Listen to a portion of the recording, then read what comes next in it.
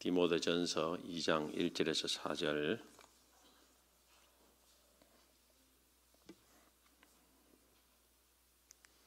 한 절씩 교독하겠습니다. 그러므로 내가 첫째로 권하노니 모든 사람을 위하여 간구와 기도와 도고와 감사를 하되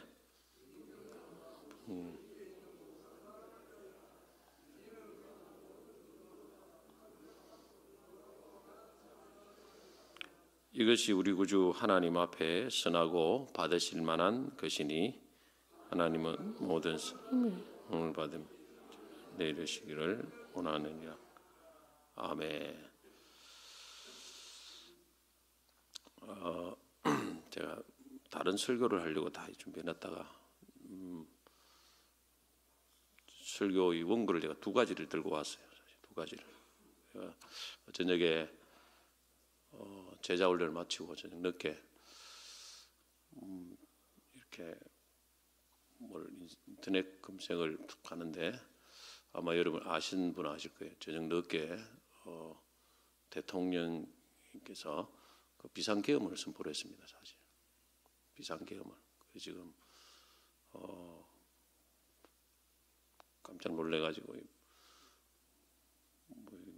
맞나 싶어서 보니까 실제로 선포를 했습니다. 선포를 해서 지금 계엄 사령관이 육군 참모총장이 되고 여러 가지가 지금 나라가 굉장히 어떻게 될지 상황이 그런 상황인데, 그래서 말씀을 또 제가 이 한 해를 마무리하면서 말씀을 이렇게 준비를 했다가 이 상황에서 좀 안 맞는 것 같아가지고 본문을 급하게 바꿔가지고 그렇게 말씀을 좀 생각을 해보려고 합니다.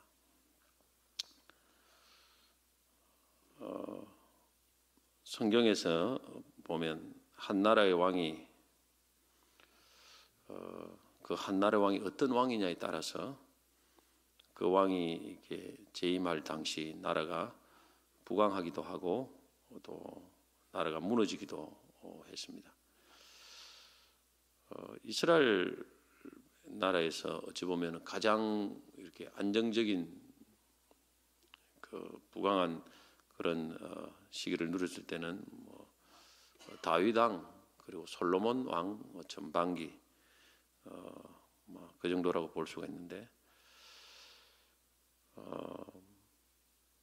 한 나라의 왕이 하나님 보실 때 참 그렇게 좋지 않을 때는 나라 전체가 위기를 당하는 이런 경우들이 참 많이 있었습니다. 분열왕국 400년 동안 북이스라엘은 19왕이 있었고 남유다는 20왕이 통치를 했는데 약 140년 가까이 유다가 더 오래 존속이 되었습니다. 그 이유는 유다에서는 그래도 선한 왕이 8명이나 대체로 선한 왕이 8명이나 배출되었고 북이스라엘은 한 사람도 선한 왕이 없었기 때문입니다. 그래서 선한 왕이 있을 때는 그나마 왕이 재임 기간이 좀 길었습니다. 그러나 북이스라엘은 8번의 쿠데타 암살로 정권이 바뀌었고 나라의 운명도 짧았습니다. 왕의 운명과 나라의 운명이 직결되는 것을 이게 성경의 역사입니다.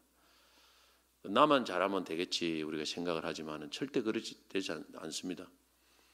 우리는 이 사회 공동체를 이루고 있기 때문에 교회도 마찬가지 아닙니까? 나만 신앙생활 잘한다고 됩니까?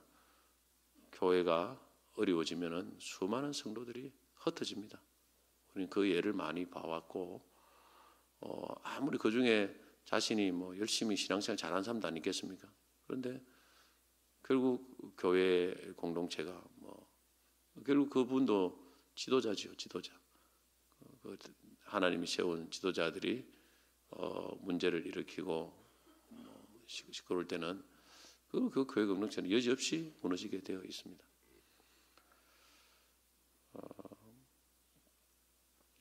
그래서 우리가 참 이 하나님의 세계를 볼 때 좀 범위를 넓혀야 됩니다. 범위를 항상 나와 내 가정 요것만 이렇게 딱 붙들고 기도하면 안 돼요. 이 전 세계의 역사는 이런 부분들을 우리가 눈을 떠서 봐야 됩니다. 이스라엘 백성들이 이렇게 멸망할 때도 결국 하나님은 바벨론의 느부갓네살을 통해서 멸망을 했습니다. 멸망을 시켰고 또 포로로 돌아올 때는 결국 또 바사의 고레스 왕을 통해서 하나님께서 그 칙령을 통해서 포로로 귀환을 했죠. 그 하나님의 뜻은 다 이 계획이 되어 있지만은 하나님께서 이 누구를 통해서 움직이시는가를 봐야 됩니다. 우리 사람의 개인의 어떤 그런 일들은 어떤 한 개인을 통해 움직일 수 있습니다.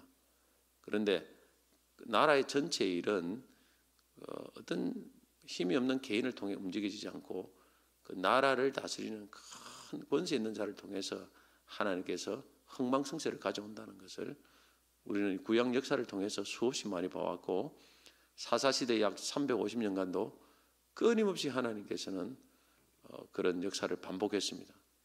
그 역사는 성경시대만 끝나는 것이 아니고 지금 시대도 계속 반복되고 있는 것이고 하나님이 늘 쓰시는 역사의 방편이라는 것을 우리가 좀 기억해야 됩니다. 그래서 성경은 오늘 말씀은 우리가 모든 사람을 위해서 기도해야 되지만 특별히 임금들과 높은 지위에 있는 사람들을 위해서 기도하라라고 분명하게 말씀을 하고 있습니다. 1절에 1절 2절 그거죠. 임금들과 2절에 보면 임금들과 높은 지위에 있는 모든 사람을 위해서 하라.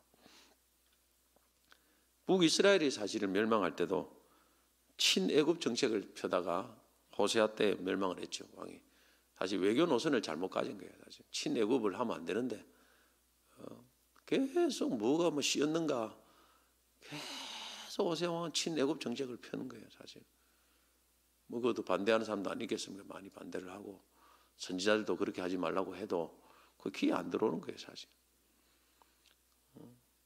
하나님이 한 심판을 하려고 하니까 그 왕의 그 외교 정책도 이렇게 잘못 판단하게 하시는 거예요. 왕이 고집을 씌우면 누가 이기겠습니까? 못 이기는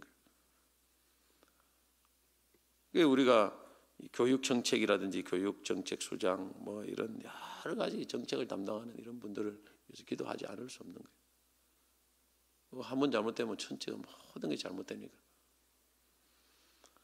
에스더서에도 보면은 유다 민족이 하만이라는 한 사람 때문에 멸절할 위기에 놓여 있지 않습니까? 그래서 왕비 에스더가 3일을 금식하고 또 모든 유대 민족들이 3일 금식을 해서 결국 그것을 하나님의 그 능력으로 이렇게 바꾸어내는 것을 우리가 보았지 않습니까? 유대 민족이 살아났죠. 이것이 얼마나 그 왕을 위해서 기도 많이 했겠습니까? 그때 3일 금식할 때 안 그렇겠습니까? 그 당시 아수에로 왕의 마음을 변화시켜 달라고 얼마나 참 하나님이 놀라운 방법으로 우리가 잘 알지 않습니까? 놀라운 방법으로 어떤 상황을 반전시켜서 멸망의 위기에 있는 그 이스라엘을 건져내고 오히려 역전시키는 그런 역사가 있지 않습니까? 저는 하나님께서도 이번에도 참 계속 이 정치권이 싸움을 하는 가운데 어떤 의도가 있겠지만은 기도해야 된다고 생각합니다. 특별히 하나님의 교회가 참 이런 부분을 위해서 기도하라. 그런 또 우리가 사인으로 받아들여야 됩니다. 우리가 너무나 지금까지는 그런 부분에 너무 미약하고 또 나만 변하면 된다 이런 신앙생활을 했는데 뭐 결국 이런 것들이 여파가 엄청나게 미쳐집니다. 결국에는 왜 우리가 어떤 기도를 해야 되느냐? 1절에 보면 모든 사람을 위해서 것 같아요. 간구와 기도와 도고와 감사를 하라 이렇게 했습니다. 간구 네 가지 기도 형태를 말하고 있습니다. 간구는 뭐 우리가 잘 알죠. 긴박한 상황에서 특별한 성취를 위한 탄원, 우리가 어떤 하나님 앞에 도와달라, 특별한 기도 제목 가지고 문제를 해결해 달라 이런 것이 이제 간구고, 기도는 하나님을 향한 모든 경건한 아뢰음을 말합니다. 이게 간구의 차원을 뛰어넘는 다양한 그런 하나님을 향하는 신앙 고백도 들어갈 수 있고 또 하나님을 또 찬양도 들어갈 수 있고 다양한 그런 것이 기도라고 볼 수 있죠. 도고는 다른 사람들의 유익을 위해서 간구하는 중보기도입니다. 중보기도. 중보기도를 도구라 합니다. 중보기도를 해야 되죠. 내 것만 하지 말고. 그 다음에 감사를 하라. 감사는 하나님의 은혜에 대한 그런 감사기도를 떠납니다. 그래서 우리가 기도를 할 때도 다양하게 이렇게 해야 됩니다. 이것만 다 해결해 달라고 하면 안 되고, 왜 이렇게 모든 사람들, 특별히 위정자들입니다. 이제는 위정자들을 위해서 기도를 해야 됩니까? 자, 2절 같이 한번 다 읽어보겠습니다. 2절 시작. 임금들과 높은 지위에 있는 모든 사람을 위하여 하라. 이는 우리가 모든 경건과 단정함으로 고요하고 평안한 생활을 하려 함이라. 결국 우리 자신을 위해서다 이렇게 말합니다. 우리 자신을 위해서다. 우리의 삶이 풍성한 삶을 위해서다. 남을 위해서 기도하는 것이 나를 위해서 결국 나를 위한 것이라는 것을 알아야 됩니다. 이게 다 마찬가지예요. 우리가 회사에 들어가면 그 회사에 있는 사장님이나 그런 분들을 위해서 기도를 해야 됩니다. 왜냐하면 그것이 나를 위한 거예요. 그분이 잘못되면 회사가 무너지면 나도 다 같이 끝나는 거 아니겠습니까? 교회를 위해서도 우리가 늘 세운 지도자들을 위해서 기도를 하는 이유가 나를 위한 거예요, 사실은. 나라도 마찬가지예요. 나라는 더 그렇죠. 나라를 위해서 기도하는 것은 결국 우리 자신을 위한 것이다. 이런 부분들이 우리가 깨달아져야 됩니다. 우리가 모든 경건과 단정함으로 고요하고 평안한 생활을 하려 함이라. 이렇게 했습니다. 경건은 하나님과의 관계를 말합니다. 단정함은 사랑과의 관계를 말합니다. 사랑과의 관계. 고요함은 외적인 상태를 말하고 평안한 내적인 상태를 강조합니다. 즉 외적 내적 평안한 생활을 하도록 하기 위해서 우리가 그렇게 기도해야 된다라는 것이죠. 이 정치라는 것이 영향이 어마어마합니다. 정치라는 영향이 어마어마합니다. 거기 따라서 우리가 지금 의사들도 얼마나 지금 요동을 합니까? 어마어마하죠. 지금 계엄령 내려가지고 48시간 이내에 복귀하지 않으면 지금 가만 안 두겠다, 잡아들이겠다 이리 지금 나와 있거든요. 그런 이게 얼마나 요동을 치는지 몰라요. 한 정책에 의해서. 그래서 기도를 해야 됩니다. 그 기도가 결국에는 나의 삶의 평강과 내 삶의 축복의 결정적인 원인이 되기 때문에 그렇습니다. 우리가 어떤 미워하는 사람을 하면 기도를 안 하기 쉬워요. 미워하는 사람, 가족 중에도 마찬가지. 가족 중에도 좀 미우면 기도를 안 할 수가 있는데, 그러면 그 불행이 나에게 그대로 닥치는 거예요. 나에게 그대로. 그럴수록 더 기도를 많이 해야 돼요, 사실은. 기도를 안 하면 더 문제가 악한 영들이 설칠 거 아닙니까? 기도를 많이 해야 돼요. 그 기도를 해야 나도 마음이 편안하고 미움도 없어지고, 또 하나님께서 그런 기도를 하면 또 하나님께서 그 사람의 마음도 움직여서 그렇게 편안하게 정상적으로 만들어 주시는 거예요. 사실. 그 원리를 우리가 알아야 됩니다. 그래서 성경에 원수를 사랑하고 너희 핍박하는 자를 위해서 뭐라고 했습니까? 기도하라. 이 원리인데 사실 우리가 이 실행을 하려면 쉽지가 않아요. 나를 핍박한 사람은 어떻게 기도하고 축복 기도하겠습니까? 어려워요. 그런데 그렇게 해야 됩니다. 그렇게 하면은 하나님께서 은혜를 주시고 놀라운 축복을 주십니다. 미우면 더 기도를 해야 돼요. 예전에 윤길창 목사님 나오면 자기가 그 당시 성도가 많았으니까 또 사람들 관계에서도 어려운 사람도 아니겠습니까? 그러면 목사님은 항상 그 사람을 위해서 기도한다 이런 말을 했습니다. 제가 교육자 할 때 그 사람을 위해서 기도한다. 내가 미워한 사람을 기도를 하는 거예요. 그러면 자기 마음도 미움도 없어지고 또 오히려 하나님께서 더 역사하는 거예요, 사실. 두 번째, 위정자들을 위해서 기도해야 되는 이유는 모든 사람이 구원을 받기 위해서입니다. 자, 3절에 보면 이것이 그렇게 기도하는 것이 구주 하나님 앞에 선하고 받으실 만한 것이니 4절 하나님은 모든 사람이 구원을 받으며 진리를 아는 데 이르기를 원하시느니라. 모든 사람, 특히 정치주들을 위해서 기도하라고 해놓고 하나님은 모든 사람이 구원을 받으며 진리를 아는 데 이르시기를 원하신다. 왜 이런 말을 했을까요? 그것은 그 위정자들의 정책에 따라서 복음 증거가 방해받을 수 있기 때문에 하나님께서 그 위정자들을 위해서 그렇게 기도해서 그들이 참 모든 사람이 구원을 받는 그런 정책을 펼 수 있도록 그렇게 하라는 것입니다. 인도네시아 회교권 등에 가면 공개적으로 전도를 못 합니다. 법을 그렇게 만들어 놨어요. 중국은 말할 것도 없습니다. 이런 상황에서 복음이 얼마나 역사가 얼마나 제한을 받겠습니까? 이거를 위해서 기도하라는 것입니다. 잘못된 정책을 펴면은 하나님의 교회가 위축을 당하고 그래 되면 구원의 역사가 위축을 당하게 됩니다. 과거 예수님이 어릴 때에 헤롯 대왕이 2살 아래 아이들을 다 죽이도록 명령을 내린 적이 있습니다. 하나님의 역사가 정반대죠. 수많은 사람들이 죽었죠, 사실. 아기 예수 하나를 잡기 위해서 수많은 사람들이 죽음을 당했습니다. 사단이 그렇게 하는 거예요, 사실. 과거 느부갓네살 왕이 금신상을 세워놓고 풍악 소리가 들리면 그래 절하라고 했습니다. 이것 때문에 다니엘의 세 친구들은 풀무불 속에 들어가고 다니엘은 기도하면 사자굴에 들어간다는 그런 법이 만들어진 상황에서 다니엘 때문에 만들어진 법입니다. 이것도 사실. 그리고 다니엘은 또 사자굴에 들어간 적이 있습니다. 이런 것들이 계속 지금 진행되고 있다는 사실을 알아야 됩니다. 그래서 기도하라. 이걸 보면 하나님의 관심이 어디에 있다는 것을 우리가 알 수 있습니다. 하나님의 관심은 결국 모든 사람이 구원을 받는데 있다라는 것을 우리가 알아야 됩니다. 하나님의 역사를 지금 왜 어떻게 움직여가고 있습니까? 과거 이스라엘 역사를 보면 하나님이 역사를 어떻게 움직여가고 있습니까? 이스라엘 중심으로 움직여가고 있습니다. 이스라엘을 죄에서 회개시키기 위해서 하나님이 바벨론 군대를 동원했습니다. 그리고 이스라엘을 향한 하나님의 약속을 이루기 위해서 70년이 차서 포로가 끝났으니까 회복시키기 위해서 하나님은 고레스 왕을 그 바벨론이라는 나라를 무너뜨렸어요. 사실 무너뜨리고 고레스 왕을 세워서 고레스 왕을 통해서 하나님의 뜻을 이루었습니다.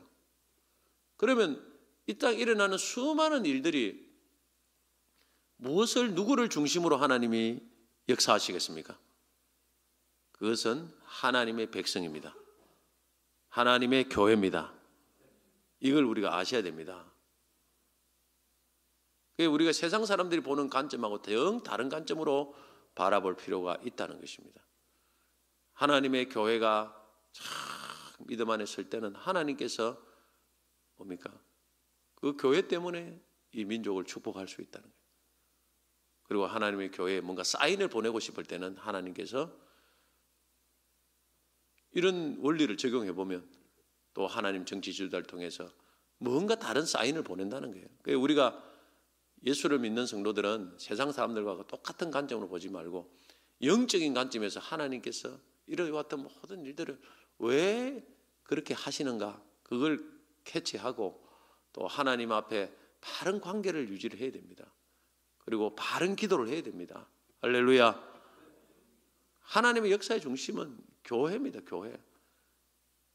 그 하만과 그 에스더 시대에 그 보십시오. 그 무엇을 중심으로 지금 하나님 움직이고 있습니까? 왕을.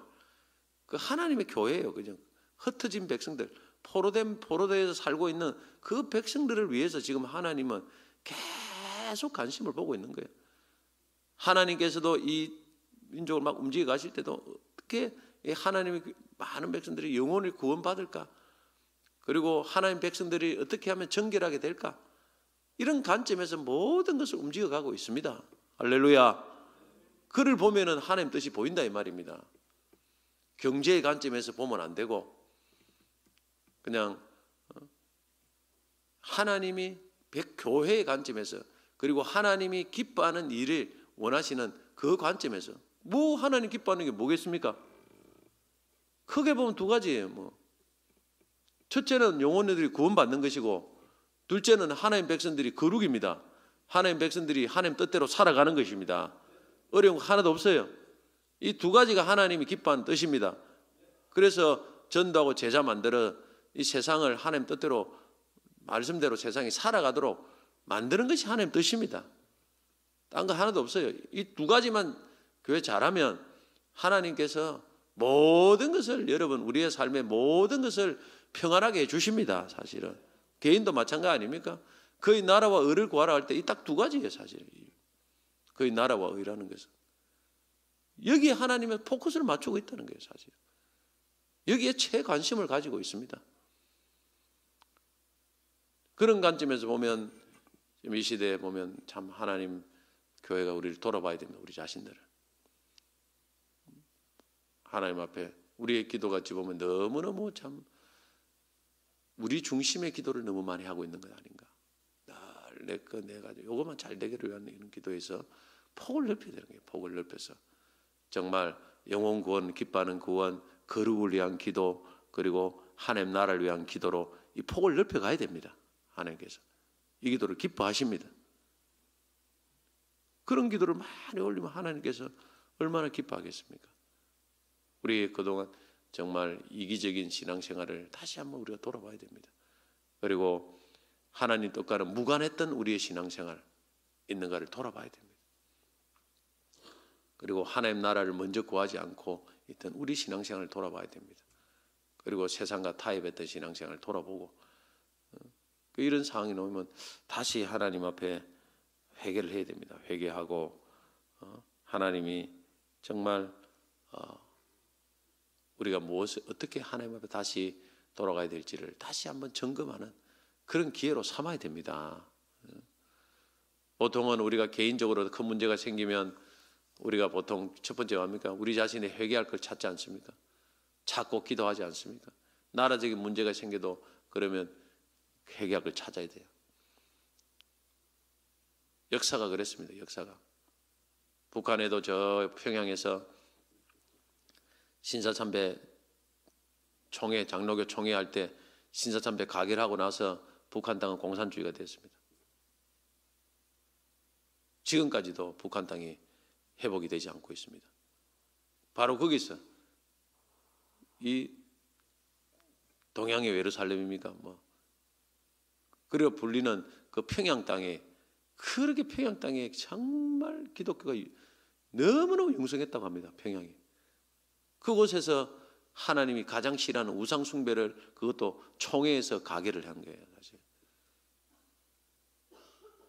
가결할 때는 하나님이 안 보이시니까 했지만은 얼마나 하나님 진노를 하겠습니까? 그러고 나서 북한 땅이 완전히 무너졌어요. 그곳이 엉망진창이 됐어요. 6.25가 일어나기 전에도 여러분 우리나라에 이 총회를 할 때 지금 거기서 우리 대구에 있는 모 교회에서 싸움을 했지 않습니까? 총회를 하고 싸움을 하고 똥바가지를 뭡니까? 끄집어 얹고 총회하는데, 그러다가 그 교회는 그 해에 크리스마스 행사할 때 압사 사고가 나가지고 수많은 사람들이 죽었습니다. 성도들이 크리스마스 그 이브 행사인가 그거 하다가. 그러고 나서 곧바로 6.25가 터진 거예요. 사실 그 역사가 보면요, 큰 하나님의 교회가 결정적인 큰 잘못을 할 때는 하나님께서는 그 교회뿐만 아니라 이 총회적으로 문제가 오니까 하나님께서는 어마어마한 참 징계를 내렸던 것을 우리가 기억을 합니다. 결국 북이스라엘 망한 것도 다 당과 결정적인 것은 당과 뭡니까? 베델입니까? 그게 브엘세바에 금송아지 세우고 그 부분을 하나님께서 계속 꼬집었지 않습니까? 이건 절대 용서할 수 없는 죄다. 용서할 수 없는 죄다. 그러고 나서 그게 철퇴가 가해진 것입니다. 우리가 이럴 때일수록 다시 한번 우리 자신을 돌아보고 정말 하나님 앞에 우리의 삶이 참 부족한 부분이 있다면 철저하게 회개하고 다시 한번 계속 우리 불쌍히 여겨 달라고 그렇게 기도를 해야 됩니다. 사실 제 개인적으로는 여러 가지 생각이 좀 떠오르긴 떠올라요. 왜 이런 상황이 오는가? 다 밝힐 수도 없는 그런 것들인데, 그러나 우리가 성경적으로 원리를 잘 알고 하나님 앞에 다시 한번 참 이 나라를 위해서 기도하고, 또 우리 한국 교회를 바라보면서 회개하고 기도하면서, 또 이런 때일수록 오히려 전화위복의 계기로 삼아서 성도들이 정신을 번쩍 차리고, 또 이 대한민국 사람들이 세상에 물들어 있는 사람들이 정신을 번쩍 차려서 하나님만 의지하는 그런 기회로 우리가 삼을 수 있는 그런 역사가 있기를 바랍니다.